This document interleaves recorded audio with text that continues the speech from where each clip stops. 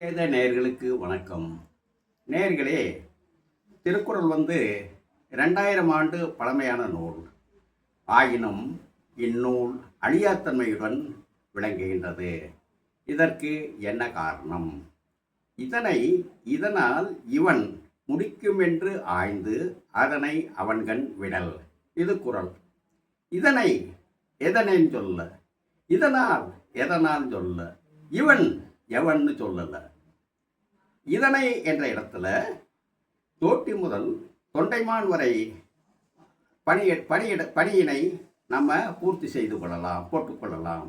இதனால் அப்பணியிடத்திற்கு தேவையான தகுதி உடைமையினால் இவன் அத்தகுதி உடைய இவன் செய்து முடிப்பான் என்று தெளிவாக அறிந்து அதனை அவன்கண் விடுக என்பது இக்குறளின் கருத்து.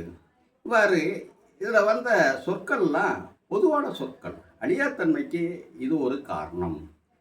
இன்னொன்று, திருக்குறள் அறம், பொருள், இன்பம் மூன்றும் திருவள்ளுவரே இயற்றியுள்ளார். வடநூலில் இப்படி இல்லை. அறம் இயற்றியவர் ஒருவர், பொருளை இயற்றியவர் ஒருவர், இன்பத்தை இயற்றியவர் ஒருவர்.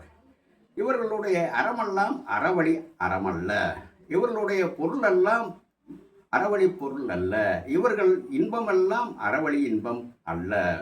வாத்சாயனர் சொல்கிறார், அடுத்தவன் பொண்டாட்டியை அனுபவிக்கணும், அதை ஒரு கலையாக கற்றுக்கொள்ளணும் அப்படிங்கிறார்.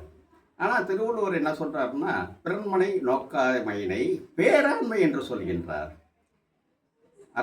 கௌடில்யர் என்ன சொல்கிறாருன்னா, அரசன் கள்ளுக்கடை நடத்தலாம், கனியேறு தொழில் நடத்த அனுமதிக்கலாம், சூதாட்டம் கிளப்பு நடத்துறதுக்கு அனுமதிக்கலாங்கிறார். திருவள்ளுவர் மூன்றையும் கண்டிக்கிறார்.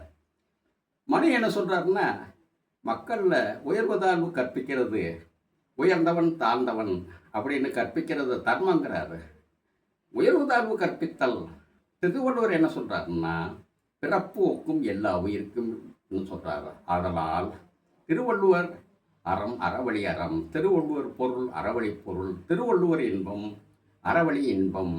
இந்நூல் நீடித்து நிலைத்து அழியாமல் இருப்பதற்கு இவைகளே காரணம். இத்தகைய நுட்பங்கள் அமைந்த நூல். நுட்பங்கள் தொடரும். நன்றி, வணக்கம்.